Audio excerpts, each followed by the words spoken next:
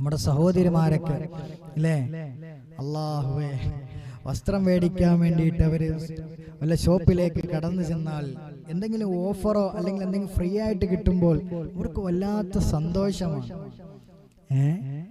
100 രൂപയുടെ സോപ്പ് പൊടി മേടിക്കുമ്പോൾ 50 രൂപയുടെ ബക്കറ്റ് കിട്ടുമെന്ന് പറഞ്ഞാൽ അവർ എന്തായാലും അത് മേടിച്ചിട്ടേ വരുള്ളൂ. വീട്ടിൽ 100 കൂട്ടം ബക്കറ്റ് ഉണ്ടെങ്കിലും അവരെന്ത് ചെയ്യും, അതും മേടിച്ചിട്ടേ അവർ വരൂ. കാരണം അത് അവർക്കൊരു സന്തോഷമാണ് അല്ലേ.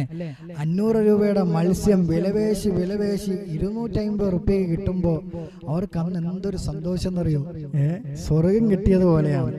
എന്നാൽ ഈ മീൻ വിൽക്കാൻ വന്നവനോ, പടച്ചവനെ ഈ പരിസരത്തോടുകൂടി മീൻ വണ്ടിയായിട്ട് പോകാൻ പറ്റൂല, ഇവിടെ ഒരു ഇത്തോണ്ട് റബ്ബേ പടച്ചവനെ 500 രൂപയുടെ മീന് 250 രൂപയ്ക്ക് മേടിച്ചിട്ട് പോകും.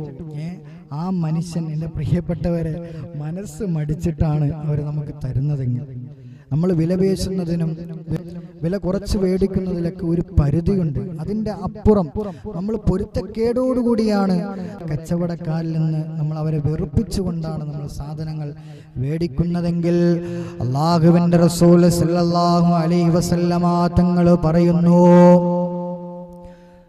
ലാ യതഖബ്ബലു മിൻഹു 40 യൗമാ,